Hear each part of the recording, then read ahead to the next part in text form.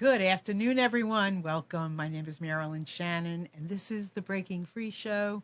And I am, as always, honored and delighted that you're here. And thank you so much for sharing your time with us. I know it's valuable, and I always love to give you the best and the most I can. So before we get started with our show, I want to say hi to Amnon. Hello, Marilyn. How are you? I'm good, Amnon. How are you? I'm just fine, thank you. Nice to see you. It's another Monday. It's a Monday. I always know it must be Monday when I get to see Amnon. So remember, during the show, this is your show. Feel free anytime during our show to call in. If you're, landline, cell phone, whatever, 919-518-9773. Or you can come in on Skype at computers, that's plural, the number 2K voice.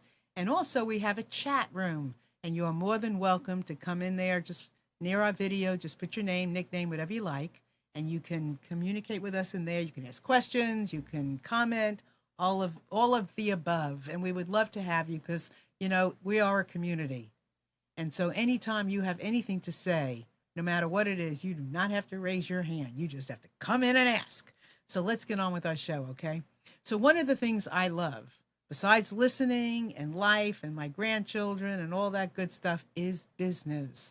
And I have a friend here who is, I don't recall how long I know him, but I have a whole lot of regard for this man. And so I want to introduce Steve Hand to you today. He is the Executive Director, Central and Eastern North Carolina of BNI. So I want to welcome Steve to you. Hey, Steve. Hey, Marilyn. Thank you so much for having me. I really, really appreciate that and looking forward to this. Well, it's a pleasure to have you. And I remember, I think one of the first times I ever sat with Steve was at a Starbucks. That's right. And he is terrific. And, many of you might know that I am also the founder of a networking organization for women.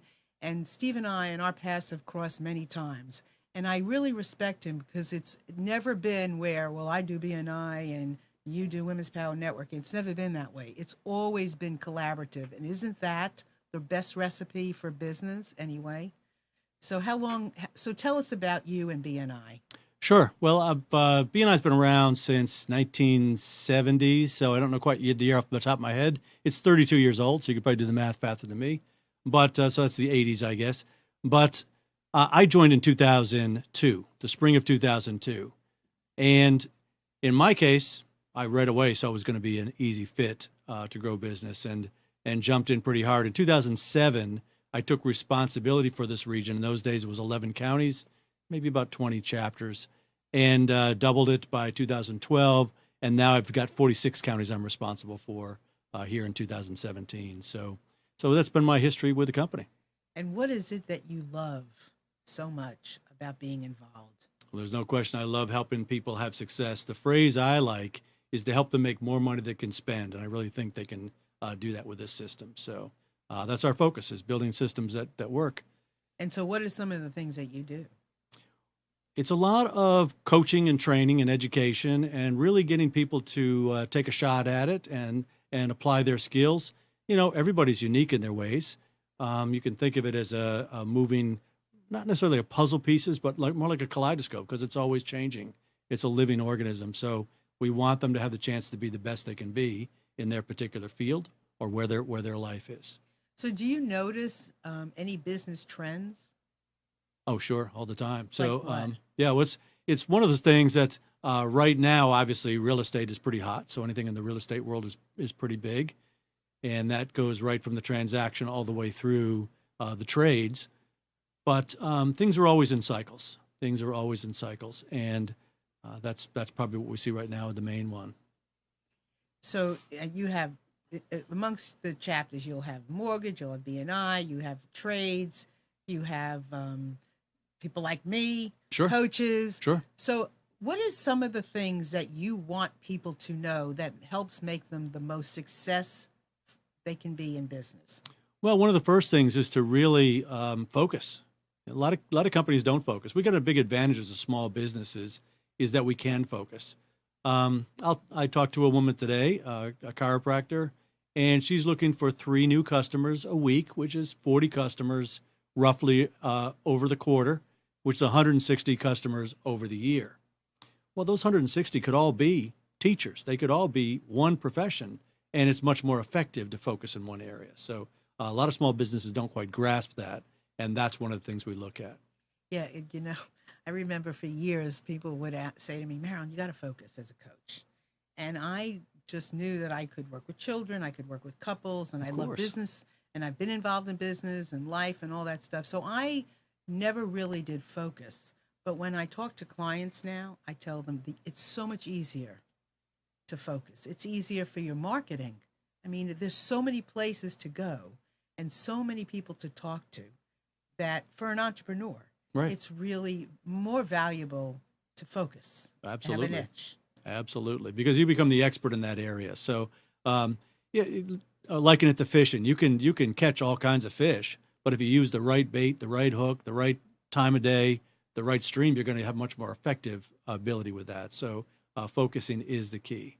And so, what do you think about the difference between face-to-face and social media? Oh, it's night and day difference. So, face-to-face is really much more effective, and that's what I hear from all kinds of people. The guy who started the company, Ivan Meisner, did a post about that maybe a couple of years ago. He was in Germany, and this journalist came to interview him, and he said, you realize, of course, that I'm talking to a buggy whip guy. You're going to be, face-to-face is not going to last. You're going to be replaced by all kinds of technology. And Ivan said, well, I understand that. I hear you, but how did you get here? And it was like an hour and a half drive to get there. And he went through regaled him through all the problems. He says, well, why are you here then? Why aren't we on the phone? And he said, well, face-to-face is much better. Okay, so, I kind of rest my case. And that's the bottom line, is that it really is much more effective. You get everything, the 360-degree person, which is a part of how you're trying to connect. You just never know who they know, how they know them, how they can introduce you, how you can help them, how you can help their customers, until you really get to that level. And face-to-face makes that much more effective. Yeah, it's a great, you hear all the time, don't we all, about building relationships. Sure. It's so much, it really, I love social media, and I can connect anywhere, really I can, on the phone, whatever, but it's so much easier when I can sit face-to-face with someone, and you can really look into somebody's eyes and connect, and see and feel their smile, or whatever's going on. And to really connect and build that relationship. It's just, it works every time, I think. Yeah, it's irreplaceable, I think. And, I suppose at some point the holograms would be like in Star Wars, but, it really does seem like you're there. But really, until that technology is at that level and not filtered and tweaked, and we're confident that it's the real McCoy, if I can use an old phrase. Yeah, I don't think that's going to be replacing it. So no, I don't. In fact, I think I love social media, but I think what it is it's the doorway to face-to-face. Yes. It's the entree point to being together. Right. No matter what, we always go back to the basics, and the basics is face-to-face. Absolutely. So what, like your overall philosophy, what is it? Because I notice, I watch what you post on Facebook. Sure. And it's always thought-provoking, and it's always full of kindness. Thank you. And you never birthdays matter. Yes. Things matter to you. Yeah. So what's your overall thing? Well, it's really, there's a number of elements to it, but I guess the first one I would go to is our philosophy is giver's gain. So if I can help you, and it's not attached to the outcome, I'm not worried about you can help me back. If I can help you, you are going to help enough people that all the boats will wind up rising together. So it's a giver's gain philosophy is the heart of it. Mm-hmm. So give and you shall receive. Give regardless of receiving, but yes, you shall receive. Exactly. Right. That's right. Yep. So in your specialty in training, what's your specialty? Do you have one? Well, no, it's a number of areas, but I like to help people in whatever they're looking for. I'm really more, I boil it down. I boil it down into the engineering pieces, the elements and the components, which can help people get more benefit from it quickly. It's a cycle. When people come to join BNI, the first time, they have no idea what they're getting into. It's overwhelming because it is a lot of things going on, members having a lot of success. And so it usually takes about 2 weeks or 3 weeks before they decide to actually dip their toe in the water and give it a try. And then it's another 2 or 3 weeks before they're actually interviewed, approved, and paid. And so over the course of those 6 weeks, from nothing to 6 weeks, from 0 to 60, we want them to be in profit. And it's not a guarantee because they have to do things, but we want them to be in profit. And so, obviously, if you're a commercial realtor, that's kind of quick to make that happen. And if you're selling something, key rings or something like that, that's a lot of key rings. So, but that's the system we're looking to do. So I'm very good at breaking it down into the components that help fill the gaps for what you're missing and get you as successful as possible, as quickly as possible. So do you work all the chapters? I do. When I took over the region, I could visit every chapter every month, and I did. I got to know my members very, very well. As time has gone by now, especially on Thursday mornings, twice a year is as often as I can visit. So I need to rely on people that I train to fill the gap. And I have about 10 of the people that work for me that fill the gap, work with the chapters on an ongoing basis. They should visit once a month or more frequently. Some of them, going through transitions, they might be there every week, every other week, but by and large, a pretty good pace. And it's steady contact. If it's in person, it's the best, but there's a time when I called my officers every week. So I would call the president every single week as well, because things happen and they can shift subtly, but over the course of 6 weeks, it can be totally different. So steady contact is important. Right. Yeah, it's so important to keep those connections alive, and this is out in the world. Yes. This is out with your customers. This is out with anybody. It's important to stay connected. Absolutely. No matter what you do. So what are your tips for helping your members connect Sure. with their clients? Sure. When I started in BNI, I had a business, and at that point, it was an employee benefit business. And so keeping in touch with my customers were very, very important. The acronym changes. I've revised the acronym in a way that I think makes sense to me, and it's top to bottom. It's ARROWS, arrows, because it comes out of focusing on a target market, as we talked to. The focus is the key, but those are the touch points I like to have my members go through. A is in many ways the most important. It's the entree, is activating the relationship. That's where we start, with activating the relationship. Now, what I look is an active relationship is where you are actively asking questions on my behalf to send business to me or to help my clients or whatever. Vice versa, I'm actively asking questions for you. And so I found many ways that I could ask questions of my members, my clients, my newest customers, and my oldest customers that would send business to the people that were in my chapter. But it takes time to get there. And if we just focus on that, we're going to be hungry before we get there. So I purposely draw a line under the A, and I go to the first R. Now, the first R is to recognize. So when I was talking to that chiropractor this morning looking for 160 a year, a target market we focused for her was pregnant women, because she's it's a family practice, and that's obviously where the family starts. So in those cases, we'd be getting to know somebody. We'd be recognizing all the people and the connections the other person has into that pregnant community. Now, what I do is I put a parentheses B on that, because it's really brainstorming, but abros doesn't sound as memorable as arrows. But it really is brainstorming. And what I say, if you got a thesaurus with a better word than recognizes, I'll take it. But we want to recognize who you know. And the thing we teach there is, don't pre-qualify. They're pregnant, but I hate them. Put them on the list. We'll cross them off. We'll sort them out, because the second R is to realize, is to really sort who can we really help, who can we help in the time frame we're looking at, and in a way that matters to them. So realistic, or realize, is the second R. Now, there's a gap between the first R and the second R, and what really sets that gap is how motivated that person is, how activated the relationship is to fill that gap. It's possible. I was visiting a chapter, and the 10-minute speaker wanted to meet a guy. I'm not going to use the person's name. He's right here in this area, but he mentioned him by name.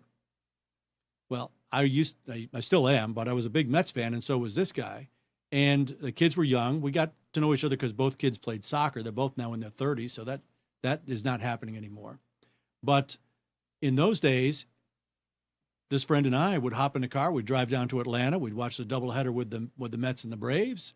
We'd spend a weekend down there and drive back. I'd say I knew him pretty well at that point, right? We had a pretty active relationship. But years had gone by, so he popped up on the first hour, but not on the second hour because we've lost touch. The kids are not playing soccer anymore. But since this was somebody important for my friend to meet, I made it my effort to reconnect with this guy through Facebook, to rebuild the relationship. Every New Year's Eve, we partied together. So we had stopped doing that, but now we had another party and invited him over and, got things to go. And when the time was right, made the connection to the person who wanted to meet. And ultimately, both have benefited very well from it. So I say there's a gap between the two R's, and that's really underlined and found by the O. The O is the most important part. So you can think of it as the arrows. If this was an arrow on a game board, the O is the hub, the pin where that settles in. O is to operate the introduction. Absolutely the most important part. Operate the introduction. So how can you operate the introduction? Simple operation is to send an email. Now, if you want me to introduce you to Amnon via email, I would ask you to craft the email, and then I'll tweak it into my own words and send it to my friend. So a simple operation, right? Once you master the O, whatever that O is, you'll have all the business you can handle. So O is the focus, but you can't master the O until you master the two R's. Can't master the two R's until you master the A. So it all leads together, but I start with the very first R and work towards that operation. Give you an example, which I use. I'm a season ticket holder out at the Hurricanes. And so 2 seats. Another friend of mine has 2 seats in the same basic section.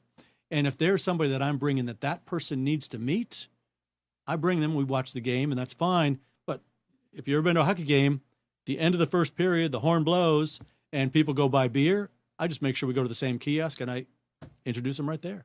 What could be simpler? So if it was to really work out extremely well, they might spend the third period sitting with each other. We swap, but that really happens very, very rarely. It's more the case that now the connection is made. So operating is the key to it. And then the W is what happened, because nothing works perfectly the first time or the 50th time or the 500th time, but it gets better and better as you improve it. And then the final is the S, is to systematize it. Because if I was to introduce somebody to that chiropractor who is pregnant, I guarantee that woman knows more pregnant women than all the rest of us put together, because it's their network, it's their world, right? So systematize is where they bring your message in, and you're not even there. And so that's the process. So that's again, I can break it down to its elements to people. We can work through each element, each letter to where they need to improve, and that's what we help them apply. So hopefully that's helpful. Yeah. So it's all about facilitating that connection. Yes, it's facilitating the connection in a way that makes sense. In a way that exactly. makes sense. Yep, and right. So the people that you meet, are these the people that you happen to meet at BNI meetings? Are these people that you just meet out anywhere? I mean, your networking is done how? It's wide open. So it's done everywhere and anytime. I probably meet 15 to 20 new people every single week. And in some cases, we do get to go deeper. In some cases, we don't. But generally, in a short conversation, I find out who they want to meet, and I connect them to someone that's going to help them out. And that's really the heart of it. So from there, it becomes an ongoing process. And when the time is right, we can go deeper in the nuts and bolts of it. If they join a chapter, they get unlimited training. So that's really a huge benefit right there as well. Mm-hmm. We do an awful lot of training for all of our members. But like anything, it's a movable thing. You hear what I just told you. Some of it stuck, some of it didn't. You haven't applied it. So it might be a while before you really master it. I learned to play golf in an afternoon. I still don't master it. So it's you keep working at it and getting better and better. That's it. Practice makes exactly. perfect, right? And it gets better and better. So it depends on the individual, the situation, what they need and what we can have happen. Is there any type of business that wouldn't fare well in a BNI? Not that I've ever been able to consider. So there was a guy early on when the company was just started. It was started in California by Dr. Meisner, really as a result of his own situation. He needed to build it, and he didn't plan on building a business, but just wanted to help market his own profession.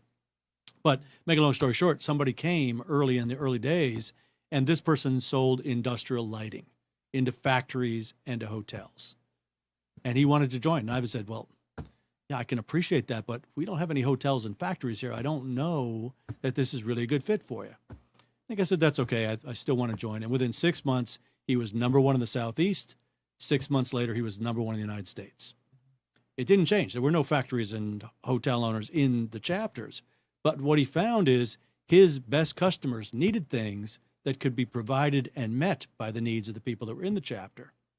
So he became the go-to guy for them with things that it's on their to-do list. They're stressing about it. They don't know where to start. He became the go-to guy on that. And just as I mentioned on the S, that hotel owner knows more hotel owners than all the people in the chapter. And with the right introduction from somebody with the credibility and the influence, his business just exploded. So do you love LinkedIn? I do like LinkedIn an awful lot. I definitely do. Because it's all about... It's all about business, exactly. All about business. It's all about facilitating that, connection, that relationship. Is that your favorite? I would think so. So I use, I'm really not actively a social media person. I use Facebook and LinkedIn. You asked me for my Twitter handle. I don't have one, so that's fine. But that's true. That's fine. So I use, but it's what I do at that point. Facebook is more the personal side, and I do have a Facebook page for business. But Facebook is more the personal side. LinkedIn is more the business side. But it really just makes it easier if I've got Amnon's LinkedIn connection and you want to meet him, I can connect you there, and you learn what you want. Mm-hmm. If all he has is Facebook, I can still connect you that way.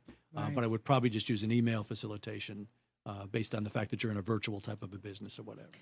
So how important do you think public speaking is to your network? It's very important. And, all of our members have the opportunity once a week, or one member once a week, to give a 10-minute presentation or less, depends on the size of the chapter. On public speaking is really big. We teach them how to leverage that as much as possible. But it was interesting, again, talk to this chiropractor. She was deathly afraid of speaking as little as 8 weeks ago. And now she's comfortable because of the experience of being there on a regular basis. Every member has 60 seconds or 30 seconds, depends on the size of the chapter, per week to get their message across. You think about that, a lot of commercials. It's a 30-second, 60-second commercial for a 2-hour, 3-hour movie. Don't try to fit the 3 hours into the 30 seconds. Really just focus on the piece of it that's going to get them to go to the movie. And so we teach that aspect as well. But through that, public speaking is very, very important. The words choices you make, the emotion you can put in there make a big difference. So one thing I recommend to people is Toastmasters is a great way to make that happen. Toastmasters is a great facility for that as well.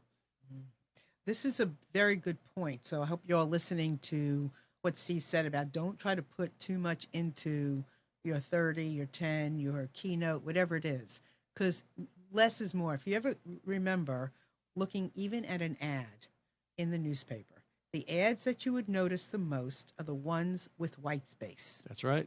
Have some words, but if a whole page has words and your ad has white space, guess which ad they're going to notice? Of course. Is the one with the white space. And which one they're going to ignore. Exactly. Yep. So do not try to put everything in to your 30. Right. A little humor is good. A stat is good. Silence is good. Yes. Facial expression is good. That's what's so great about face-to-face, right? Absolutely. But don't try to put too much into it, but practice. That's right. And really, I don't know about all networking environments, but in our networking environment, there's only one person per profession. It's the World Series right now, so we only have one third baseman. As long as they can handle the ball well, we're not nervous about the ball getting hit down that third base line. If we are, then we need to mentor them and help them. We can do that. If we mentor them and help them, and it doesn't work, we can move them out and replace them with a third baseman that knows what they're doing. They have to be competent, credible, and ethical. Really important. So all that said is a preamble that there's no reason you need to teach me what chemicals you use, what tools you use. I'm not worried about that. How I can help you is who do you want to meet, why would they want to meet you, and how can we make the introduction? So we look at 3 levels of introduction. They all matter. If you're looking for a customer, then another customer is best at recommending you. So you fill in the blanks. How can you recommend a customer? You've recommended other people that you've used as a service. You recommend a car service that's good, a movie you liked, a book you liked. This is recommending customer to customer. If you're looking for a strategic alliance, what you want is an introduction. You have to earn your way to that strategic alliance. You also have to find if they're the right fit. Their customers may be too small, too big, too far, too whatever. So you need to work your way through that. Takes a little more face-to-face, if I can use that, to make that work. And then the third type of introduction, the third type of thing you'd be looking for is how can we generate opportunities? I mentioned that the hockey tickets is to generate opportunities. I used to offer an employee benefit. And when I went to the employees for the employee benefit, I'm there once and never again, right? I have to build my relationship to keep it intact. So that was not good enough for me. I wanted to be in touch with my customers on a regular basis. So the very first time I went to the employee benefit, I would bring somebody with me who I knew, liked, and trust. They would do registration. So they got to meet everybody, talk a little bit, not a big deal, but they're just doing registration. The employees didn't really notice them much, which is fine. They were there for the purpose of meeting people, getting the demographics of who they're working with. And then a month later, that person would come back with somebody else who did the registration, and that person would present a topic of value to the employees. How to winterize your car, how to do this, things of that nature, right? So that way I was in touch with my employees all the time. If they had a question, they knew they could ask the auto mechanic who would then get it back to me. So there's all kinds of value you can add in the communication model by collaboratively working together. Yeah, and excuse me, but you got to get out there. Oh, yes. I mean, all this stuff sounds great, right? But you got to get out there. That's right. Right? I mean, you can't just sit around and wait for it to happen. Yeah, if it was going to be delivered like a pizza, you'd already be eating it. So it's not going to happen. No, That's right. It's not going to happen. And, I mean, sometimes you're fortunate enough to go to the vegetable department and meet somebody in the grocery store. But really and truly, power is in what you do. That's right. And you can't turn it over and expect it just to come to you. You have to work a system. That's right. And what I like is, there are groups like Steve's out there that, and just people in general who are eager to support each other, because that's what's going to make the difference. And I just want to remind you all, please feel free to call in 919-518-9773. That's phones, cell, whatever. You can come in on Skype at Computers 2K Voice. And also in our chat, you are more than welcome to join us there and ask questions and comment and whatever you like. Great. Come on. We'd love to hear from you. So get those phones a-ringing. So what are some business tips that might be subtle, that people don't always think about, but that you don't want to miss? Sure. There's a number of them. So one of the things I like to focus in an area for 90 days.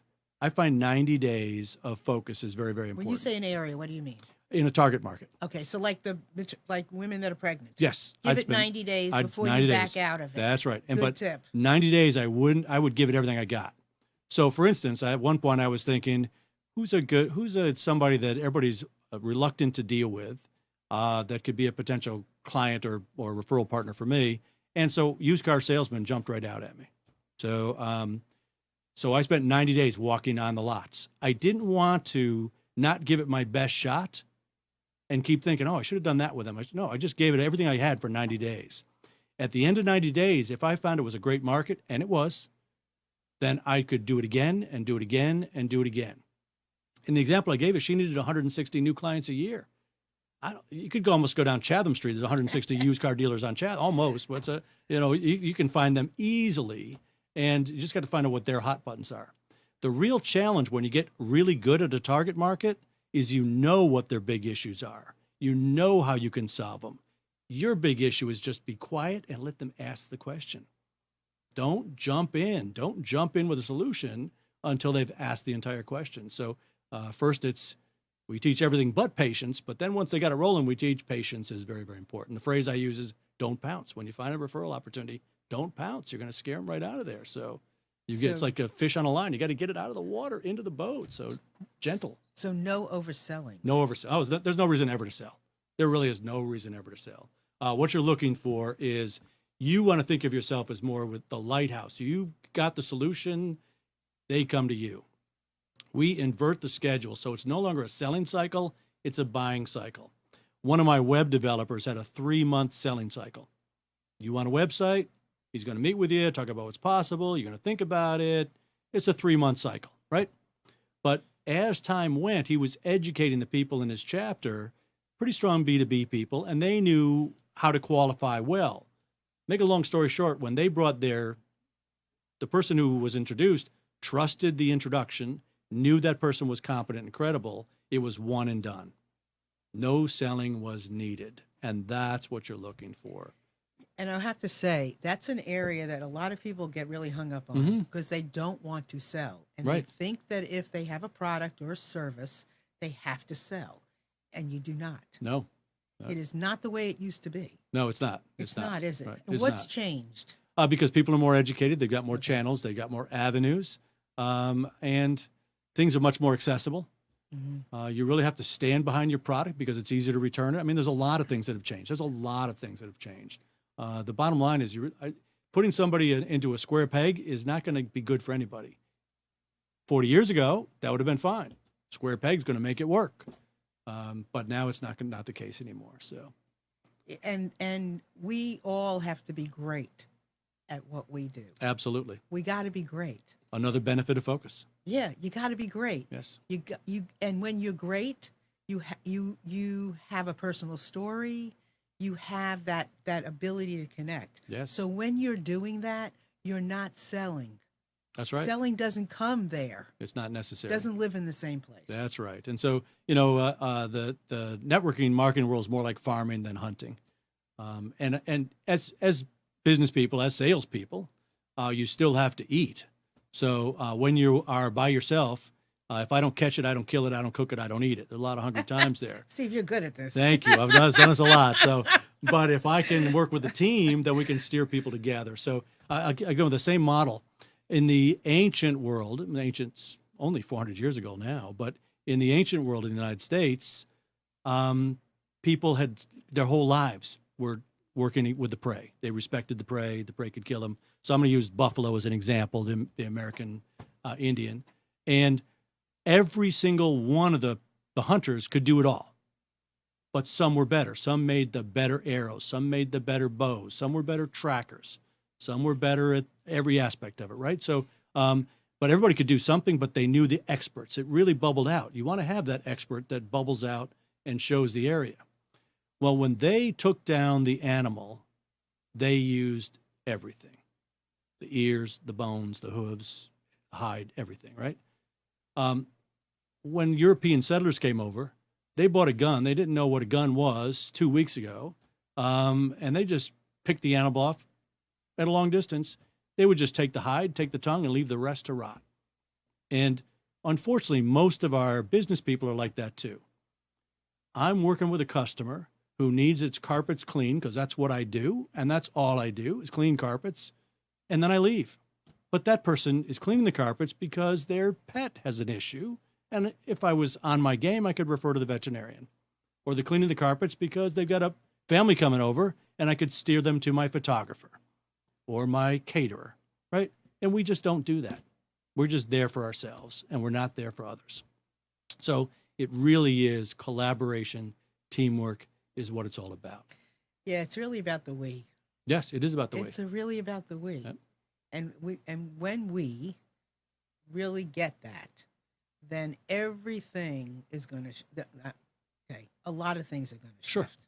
Sure. It's really about the we. Yeah, it is. We're all in it together, no doubt about it. So, and if I can, that's why I said go back to the beginning. If I refer you business, it's not that I'm now keeping a ledger that you got to return it back. I'm doing it because it's the right thing for my customer, for my contact.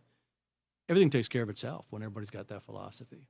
Oh, yeah. And I used to call myself Bridgette because I didn't like the word bridge. Right. I thought I really was more of a Bridgette, you know? Very but, good. You know, in the moment. Bridgette is too small, though. You're a big bridge. Yes, so. Thank you. Thank you.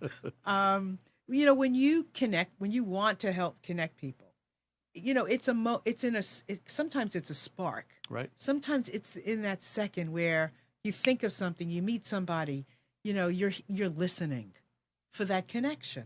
And of course, I love listening. So you're listening for that connection. and then you're top of mind too, and it just all works Right. that way. Absolutely. Okay, so give us more. Well, Give us more. there's plenty. I know. There's Go ahead. plenty. So, What's your next piece? well, it's really hard to say. There's really just a lot. I can talk a little bit about where I started in business. Yeah. So, and I really didn't even think of these as businesses until I was much older. But the first opportunity I had to really be in business was as a paper route at 8 years old. So at 8 years old, here's what they did back then. They don't do it now, but this was back in the dark ages, so to speak. So I would come home from school, change out of my school uniform. I went to Catholic school, into my regular day clothes, whatever. I'd go down to the corner. I'd pick up my papers, 35 papers. They were 10 cents a piece delivered to the customer, and they charged me 8 cents a piece. So you don't go in contractual agreements with 8-year-old kids nowadays, but in those days, I was responsible for those. I had to cut a check if it didn't work, right? So, but I would deliver the paper. I liked doing it. I liked helping people. And, it's after school anyway. I'm out of school. I'm having a good time. It was great when it was good weather. It's okay when it was bad weather, but you just did it, right? Now, in my town, it was an afternoon newspaper, which, by the way, my grandfather was the sports editor of that paper, which was pretty good. So I got to see a lot of sports games. Really in a good position. But in my town, every afternoon, Monday through Saturday, was 3:30, the paper came out. Well, on Sunday morning, people didn't want to wait till that time of day for the newspaper, so it came out at 3:30 in the morning on Sunday. To me, it's what you do. So Sunday morning, I'm out there 3 o'clock, 4 o'clock in the morning, taking the papers and delivering. Now, they're much heavier, and those were 25 cents a piece, and they charged us 20 cents a piece for them, made a nickel or 7 cents. It was something like that. I don't remember the numbers exact, but you got the concept of it, right? So to me, it was just what you did. I liked it. I didn't mind doing it. But the kid in the next block over hated Sunday morning. I said, well, I'll do the Sunday morning for you. I'm up anyway, but you got to pay me for it. So I'll just give me, the 7 cents, 7 cents for paper. I'm fine with that. You keep the rest. So make a long story short, it made more sense for me to take over all the Sunday routes and take the first 6 days off. And I just split it down the middle. So now, obviously, as it got too big, I couldn't do it all by myself. So I brought my friends out to help me. I had to convince them to be up at 4 o'clock in the morning. It's a great time of day, nice and quiet. I had to teach them customer service. You don't want to make a lot of noise when you're going across the yards. It goes inside the door, whatever it may be. But my reward for them, since I was doing all this stuff, is I would buy them all breakfast. So at that point, I was about 10 years old. There's a 10-year-old kid walking into Howard Johnson's with 6 kids. Breakfast is on me. So that was my model. And I didn't think of it as a business, but that's what later I put that together. So to me, it just made perfect sense. The other guy had to work 6 days a week. He had to go collect all the money. He got the tips. He could keep the tips. I just did my, 3 hours worth of work, and I was done for the week. So isn't that interesting? So that's what you did. That's what I did when you were 10 years old. Yep, exactly. And the same thing. You're doing it now. The same thing, exactly. So my second business came out of that because now I've got some money, right? So at 11 years old, I bought a car. Now, I didn't buy the whole car. I bought 20%. I bought 20% of the car. That's right. So it was a $75 investment, and of which I ponied up 15 of it. So, and it was a little Hillman Minx, and we bought it really. There were 5 of us kids. The oldest kid was 15. None of us were of legal driving age. We didn't plan to drive it. We planned to just take the engine apart, work on it, that kind of stuff. But man, it was fun to drive. So it was the one kid had a really long driveway, so we got our ability to keep the car over there, so we could drive it up and down the driveway. So. And that's what we did. We did a lot of work on that car. But all the other kids wanted to ride too. So here was the deal. They could sit in the middle of the back seat for a nickel and get a window seat for a dime. For a quarter, it's the front seat. And for 50 cents, we taught them how to drive. And they go up and down the driveway. So, you see how money can be good energy? That's right. It's great. We could have bought 3 cars at the end of the summer. And everybody's happy. That's right. If somebody would have sold us one for quarters and nickels, we would have been fine. So who's your mentor? Oh, gosh, there's many of them. So I like Jim Rohn a lot. Jim Rohn's a mentor for me without a doubt. Bill Davis locally is a mentor. There's quite a few. Art Radke, the person I bought this region from, is a mentor. Ivan Meisner started the company as a mentor. So there's a number of them. There's a lot of personal development that I do all the time. there's about 5 books I read every single year, and so Napoleon Hill is one of them. Jeff Olson, I've known Jeff pretty well. It's Jeff's birthday 2 days ago, in fact. So we're still in touch. Do you read the same 5 books every year? Every year. Yep. The same 5 The books. same 5, exactly. And they are what? Think and Grow Rich. Yeah. Which I like. I'm actually doing it now at an entire week per chapter, which is really good. So it gives me a chance to go deeper and deeper. When you say that, that means you're training? No, I'm working. I'm in a mastermind with one of my Okay. BNI members. Okay. She's leading that. It's going really well. Okay. One of the other ones is The Slight Edge by Jeff Olson. I mentioned that. So Jeff came to Raleigh on December 11th, 2001, which I didn't until this morning. This morning I realized that's 3 months after September 11th to the day, if you go by the calendar dates. But he came here to Raleigh, and I took 30 pages of notes, and I reviewed them every single day, and then went once a week, and then every month, and made a huge difference what he had to say. Most people didn't have a pen in their hand, but I had 30 pages of notes. It mattered to me. And then, so I read his book every year. It's really good. Dale Carnegie's Win Friends and Influences People. Again, it's got a bad name, but it's a really good information. So you're not trying to manipulate people. That's what people take the thesaurus for, manipulate, but it's really influence people and to help them be more successful, help them be, better human beings. So that's the third one. Think and Grow Rich and As a Man Thinketh. Those are a little bit more the older school, but good stuff. So those 5 I read every single year. So what would you say is one of the a great lesson to teach people in how to create trust? Okay, sure. Yeah, it's essential. I mean, you learned it in 2nd grade. Do what you say what you do. Just honor your word. That's really, really big. And so that means, of course, if you need me to do so, like me to do something, and I can't, I'm either not capable or not willing, we need to be honest about it. I need to just say, it's not going to happen. So I can't overpromise and underdeliver. The other side is not so bad, underpromise and overdeliver, but I prefer to be right on point. So that's really the heart of trust, is do what you say and say what you do, and do it consistently. Because the moment of trust is when you'll actually start to receive referrals. Before that, you might get business, but you're not going to really receive referrals of any value anyway, any of lasting value at trust. But just because you've earned that trust doesn't mean you have it forever. There's plenty of histories littered with people that have earned trust and lost it. And I used to say to my kids when they were young, we certainly trust you, but when you make a mistake, it's going to be harder to earn it back. It's just the way it is. So that's the same with all of our relationships. So you can, but it's best not to have to go through all that. Right. Yep. And how do you keep yourself organized? Many, many ways. My main thing is a couple of tools. I mentioned Evernote earlier. I like Evernote an awful lot. I can do a lot with it.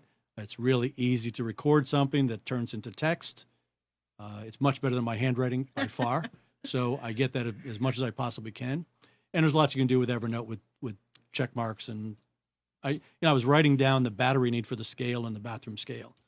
Realistic, I should have just taken a picture of it, Evernoted it. I've got it forever. So rather than write it all down. So that's one. The calendar is extremely important. The calendar is what drives your success.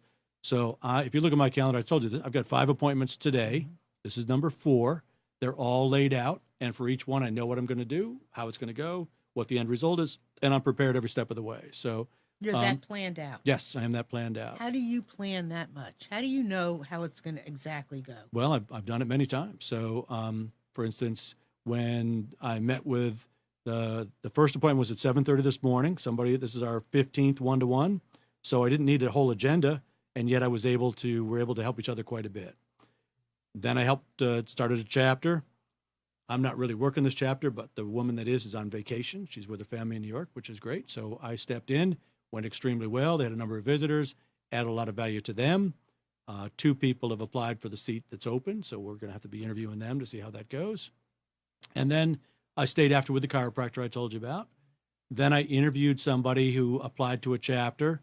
And this is kind of an interesting thing, is that we came to the conclusion he's not a good fit. It's not a bad thing. He's not a good fit today. But I was able to identify 3 potential clients for him because it's the right thing to do. He's going to help them and we'll go forward. Maybe a month from now, 6 weeks from now, it'll be a better fit. But it's, again, not attached to the outcome. I want to help somebody have success. It's that weekly commitment is hard for him to make, and I get that. So he's got 20 people working for him. So we've got to go through that. Then I'm here on the radio show, and then I've got somebody I'm working with in in Colorado. I've known for years. So that's the process. So we always know pretty much how it's going to go. And Sundays are my days to plan Sunday afternoon, I plan my schedule.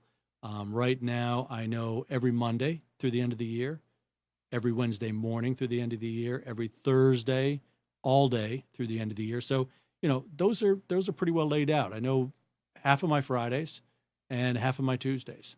So they're pretty much laid out. But I've got gaps in there for if somebody needs me quickly, I've got at least 10 to 12 phone call appointments every single week. I give them to the office. That phone is always manned. And so they call in, they can get an appointment. Now, what I do is in the morning when I wake up, anything that wasn't taken for today is off the table. The earliest they can plan is tomorrow. Because what I do the first thing in the morning, oh, great, I've got that 2 o'clock, no phone call. I can do this then. And I fill it in.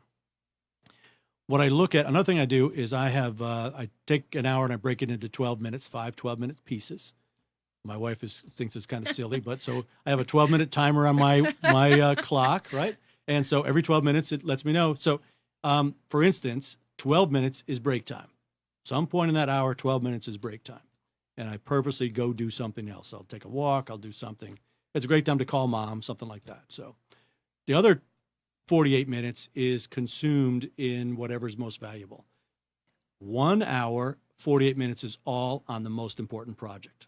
Uninterrupted, nothing else. The other hour, it might be 12 minutes of Excel, 12 minutes of physical stuff, 12 minutes of Word, 12 minutes of online, 12 minutes of whatever. So phone calls. So I break it up that way. And then when I get down to the nuts and bolts of it, what am I going to do in Microsoft Word? Well, I've got over 3,000 items on my to-do list. And each one is quantified by how long I think it's going to take me. I always underestimate, but that's fine. So it always takes me a little longer than I expected, but I'm used to that. So those 3,000 items, I know the resource I need, the next steps I need to do. I can sort them at any time in any way I want. And I go through, when I've got 12 minutes, I pull up the next 12 minutes, and then I can take a look through them. Which are the most important? So let's say it's 6 items. Which are the most important and which are the most valuable? I multiply those two numbers together. So it might be the third most important thing, but I can knock it out in 2 minutes. I get great payoff. And that's some of the tools I use. And why does this work? Because I do it all the time. I do it all the time. My timer is probably stuck at 12 minutes right now. But you know what, though? That's It's because I always, when I would lead one of our groups, I always said that I would schedule the content, the meeting, as much as I scheduled the joy. Right. In a way. Absolutely. Because nothing worse than going to a chapter or a meeting or a networking experience where it's like a coffee clutch and you get nothing done. Right. If you're going for coffee, yeah, but you want to accomplish something. Sure. You don't want to leave like it was a waste of your time. Right. So I always said I would schedule the work part, but also schedule the fun and not let the fun get away from the work and the work get away from the fun. Absolutely. You got to be able to do it both. Oh, absolutely. That's right. But you got to leave time for it. You got to leave time for it. And you got to have the energy for it. Yes, and you have to be methodical with your time. Yep. Otherwise, you don't have any. That's right. And I guarantee you, what you just heard from Steve sounds like more than 24 hours in a day. And he gets done probably more than 24 hours in a day's worth. However, he's methodical with his time. Yes, yeah. And I leave trails and leave clues, because if I've done it once, I can do it again, I can do it again, do it again. So I try to do something so I can reuse it over and over again. So that's brilliant. Mm-hmm. And also remember something. It's very important to keep this in mind when you are driving places. Yes, great time. It's very important because you can lose time by being kind of silly with where you go and how you do it. Mm-hmm. If I guarantee you, he's got a method to his madness on where he's going as well, right? There's my schedule for the day right there. So if this is your schedule, that's today, then they're all going to be somehow connected, right? That's right. Oh, yes. I mean, you're not going from one end of Raleigh or Durham to the other end back to the other end, back to the other end. That's right. If somebody wants to do a one-to-one with me, that's great. I will typically give them 3 options. So on Monday the 13th, I'm going to be in Cary at 10 o'clock at Panera Bread. This is Panera Bread. Then at 11 o'clock, I'll still be at Panera Bread. Then at 12:30, I'll still be at Panera Bread or whatever, right? So you just come in when you need to be there. That's so exactly I pretty right. much, and if Cary's not good for you, well, this is my Durham day. I'll be Durham at this point. I'll be in Apex in this day. So I give them 3 times that I think will work for them, and they can just pick and choose from that. So You have to think high enough about yourself and the work you're doing and the accomplishments and what you want to create and what you want to do and give to people to be able Right. to do this. absolutely. To be able to say, this is my Raleigh day, my Durham day, my Los Angeles day, my That's right. Chicago day. You've got to be okay with doing that. Of course. Right? Of course. And the confidence in what you're doing. That's right. Yeah, so I know pretty much where my schedule looks like through the entire year, and Thanksgiving is my time to reset for 2018. We'll reset it at that point. But I change it also each quarter as well because things do tweak. We've got something new employee, new opportunity or something. We can meld that in. So, but that's the key. So before we get on with anything else, because I know we could talk about a lot of things. Lots of things. I'm Lots here for and whatever you want to lots. talk about. That's Everything. right. So tell somebody how they would get involved with Sure. BNI, what some of that process is, your Sure. website, do some like bodacious marketing. Okay, we'll do it. So it's pretty easy. So it's like the shape triangle and BNI for Business Network International. So if you go to www.trianglebni.com, you're going to find all the chapters. Go to Find a Chapter is the easiest place, and it'll list all the chapters. Find a day or time that might be appealing to you. Click on that, and you click on where the names are, and then it'll give you where they meet, when they meet, who's in the chapter, what they do. Each member has a web page, which will give you links to social media if they put that in, things like that. You know who's in the room, what they're all about. We can also steer you into a chapter if you're looking for that. But basically, to go visit is the key. Every chapter is trained to help you have success, whether they never see you again. I've got a landscape designer who one day a lawn care person came in. They hit it off really well, and that guy sent him over $250,000 in profit. And we know that because we track everything. We track the results. Now, that landscape, that lawn maintenance guy has actually joined a BNI chapter now. He's a real good business guy, and he had to get his grounding to actually do that himself. And now he's got, I think, maybe 8 people working for him, really, really sharp. So he's able to be in a chapter as well. So you go ahead and pick out a chapter, go visit, and see where it goes. If you decide you want to be a part of that, you would need to fill out an application. You'd need to apply and be interviewed. Just like I said, the guy interviewed today at 11:30. I decided before he was a little surprised that I really saw it. But once we spoke, he said, yeah, well, give me about 4 to 6 weeks and I'll come back again and try it at that point, which makes good sense. Let me Go ahead, interrupt sure. you just 1 second. I just want to remind you. So Steve is here in the triangle near where we live, but there are BNI That's right. I all forgot. over the world. Yes. So what Great.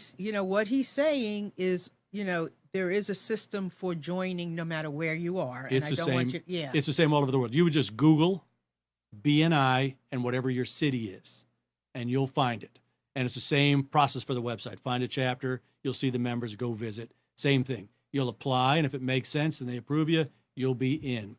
My particular goal is that we should be in profit before we cash. You should be in profit before we cash the check. I've got a builder that joined in 2008. So if there's any builders out there, anybody in construction, know that was not a great year for building, right? So 2008 he joined, and in that year, he did about $35,000 in profit, which wasn't great. But again, he was learning his way. We were learning him, but he could see the potential. Well, 2009, and any builders will tell you, still wasn't too good.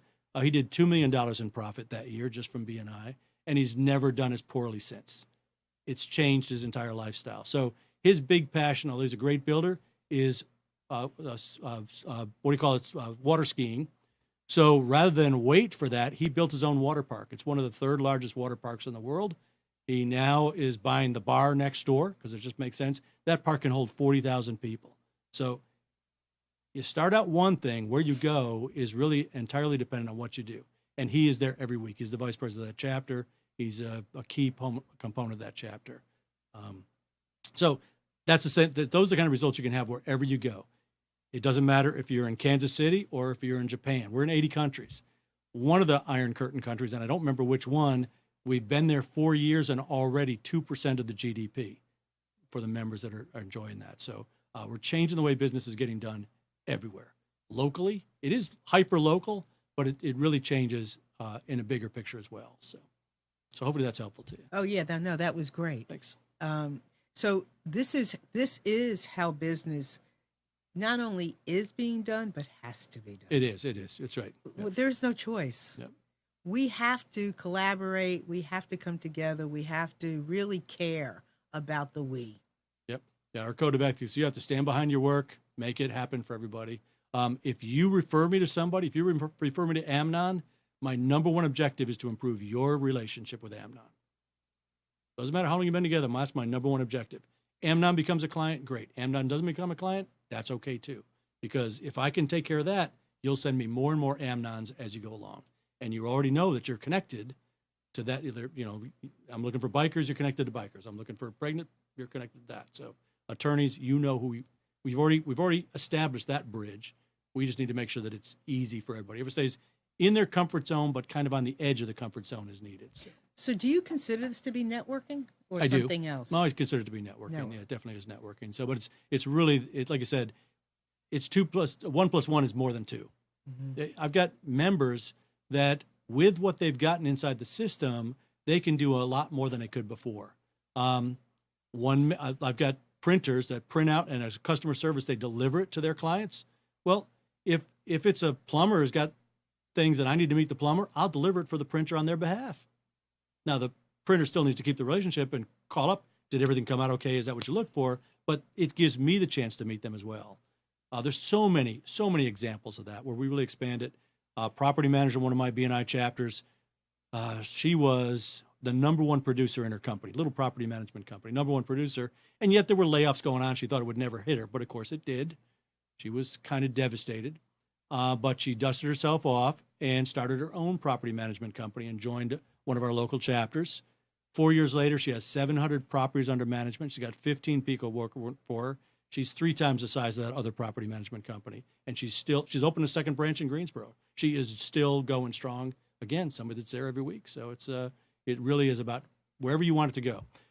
When her clients move in, they get a welcome pack that many of the other members have helped out as well because they add value every step of the way. So the thing about the every week, I'm a proponent of the every week thing because out of sight, out of mind. Yes. And the consistency, you cannot match the consistency and knowing what somebody is doing on a regular basis. And when you're involved in this type of network, in creating this type of a network, you want to be there every week. Yes, it's one of those things you never know. Like if that guy had missed that lawn care person, that's $250,000 he wouldn't have it. He wouldn't even know he missed it. So he says, I've got to be really sick if I don't show up. And we say, well, if you're sick, don't show up. But we understand it's really important. So you don't want to miss one. You just don't know who's going to be there. You don't. I've been working for weeks to get that attorney that you want to meet here, and you're not here. You decide to take the week off. So one of my most wonderful clients that I've ever had, and I love them all. And this one woman came to one of my meetings and never joined, but became one of my dearest friends and a great client. And so really, and you got to show up to be a giver. Right. You can't not show up and come a couple of times, and that's not a giver. Right. So any words of wisdom before we end our show today? Yeah, I'm going to touch on one last thing. Okay. It's a story that I don't know how much time I have. Hopefully I can get this packed in there. So we're good? Okay, good, great. So, but my goal was I wanted to see if I could get 100% close ratio through the network. So 100%. I've done sales for a long time. I've never had that before or really since, except for this. And so what I did is I aligned what I could do with a particular market. In this case, it was tradespeople. And so my tradespeople, I wanted them to come to meet the realtor in my chapter, 75 luxury homes a year. So you imagine if you're a painter, that's somebody you want to meet, right? That was my introduction. I don't have to chase him. Meet this guy. So my challenge was I don't want him to know what I do. I don't want him to care what I do. And yet I want within, as fast as possible, have that person become a client. So my goal was to bring 52 people like that to my chapter in a year. The best year I did 40. The longest person took 60 days to become a client. Nobody did not become a client. And none of them knew what I did beforehand. So that was my process. When I brought them in, one, they came because they wanted to meet the realtor. They didn't know who I was. They could care less who I was. I'm okay with that, right? They met the realtor. As they got to know the realtor, they saw there were other people that could help them as well. My credibility went up. During my introduction, we talked about your 60 seconds. During my presentation, I knew their hot button. I just addressed their hot button. It's tradespeople. I knew what their hot button was, so and how I could help them. I just did that. Maybe a little salesy, but my credibility still went up, and they started to see possibilities that they've been wrestling with. Now here's a solution. At the end, somebody always stands up and says, man, since I've been Steve's client for 10 years, this is what's happened for me. And they did that whether I had that painter in the room or not. So my goal was to we had an opening for a painter, bring a painter. It was almost annoying when a painter joined because now I got to switch over to handyman. I got to find a handyman now and start bringing handyman. So what you would do is you would see me on Monday mornings. Our meeting was Tuesday morning. So Monday mornings, I didn't have a tie on, but I'd be in the parking lot at Lowe's helping these guys load their trucks. How many other people do that? I was the only one out there, right? And they were kind of amazed, but I just talked, got to know them. If they seemed like somebody who was nice, somebody who was likable, somebody who was referable, I invite them to meet that realtor that did 75 luxury homes a year. That was my process. And there you go. There you have it. Build a system. Build a system That's and right. work it. Be the system. Be the system, exactly. Be the system. So I want to thank you. Thank you, Marilyn. Oh, thank you. I appreciate that. Yeah, it was thank great. you so much. It was a lot of fun. It was great. Thank you for being here. And all of you out there, thank you so much for being here and joining us today. I'm done. Quick, put my book up. All right. Here, my book on Amazon. In just number one one. afternoon. In just All one right. afternoon, listening Great. to the hearts of men. And wait till you see my Cool. next one in just one afternoon, listening to the hearts of twins, which I'm working on now. Yeah, very nice. Yeah. So with that, everyone, thank you so much for being here. We enjoyed it so much, and I will see you next week. Have a wonderful week and be the system. That's Go right. find yourself a BNI group and let us know how you're doing. You'll love it. Thank you. Bye. Bye-bye.